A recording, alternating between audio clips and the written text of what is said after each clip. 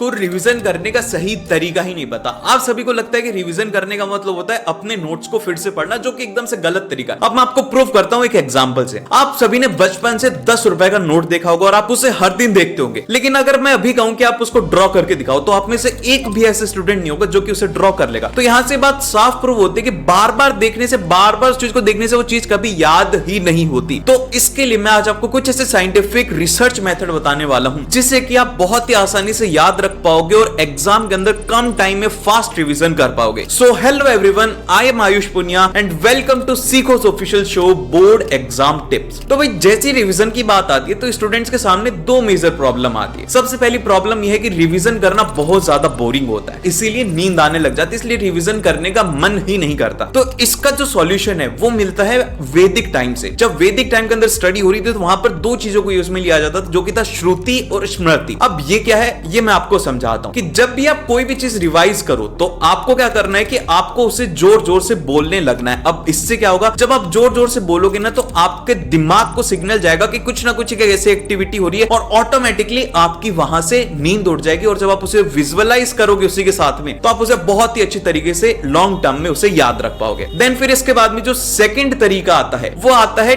10 minute rule. अब ये क्या है, आपको टीचर सभी को क्लास में पढ़ाते हैं तो वो जो है आप उसको उसी टाइम के ऊपर वो जो आपको इंफॉर्मेशन मिली थी वो आपके दिमाग के अंदर शॉर्ट टर्म मेमोरी में स्टोर रहती है। तो आपको इसको अगर लॉन्ग टर्म मेमोरी में लेकर के जाना है तो आपको सिंपल सा इस रूल को फॉलो करना है, जो कि है 10 मिनट रूल। इसमें आपको क्या करना है कि आपको टीचर ने पढ़ाया, आपके पास नोट्स है, तो आपको हाथों हाथ उसी दिन ही उसको एक बार 10 मिनट का टाइम देकर के पढ़ लेना है। इससे क्या होगा कि वो जो इन्फॉर्मेशन आपकी शॉर्ट टर्म मेमोरी में सेव थी वो अब जाकर के लॉन्ग टर्म मेमोरी में सेव हो जाएगी और आप उसे बहुत ही आराम से याद रख पाओगे। देन फिर इसके बाद में जो नेक्स्ट और थर्ड तरीका आता है वो आता है कि टीचिंग का तरीका होता है। जैसे कि अगर आपके पास में आपके दोस्त हैं तो आप उन्हें पढ़ा सकते हो, अगर नहीं है तो मिरर के सामने खड़े होकर के आप उस टॉपिक को एक्सप्लेन करो। इससे क्या होता है कि जब भी आप कोई भी चीज एक्सप्लेन करते हो तो आपका दिमाग उसमें बहुत ज्यादा इन्वॉल्व रहता है कि मुझे किसी को कुछ समझाना है। उससे क्या होता है कि आप आराम से उस चीज को लंबे टाइम के लिए याद रख पाते हो। एंड देन फोर्थ और मोस्ट इंपॉर्टेंट टेक्निक जो कि सभी लोग यूज करते हैं, जो भी सक्सेसफुल टॉपर होते हैं, वो ये है एक्टिव रिकॉल मेथड। अब ये क्या होता है, इसमें आपको क्या करना होता है कि जैसे आपने नोट से स्टडी किया तो अब इसके बाद में अपनी नोटबुक को बंद कर देना और अब आपको आंख बंद करके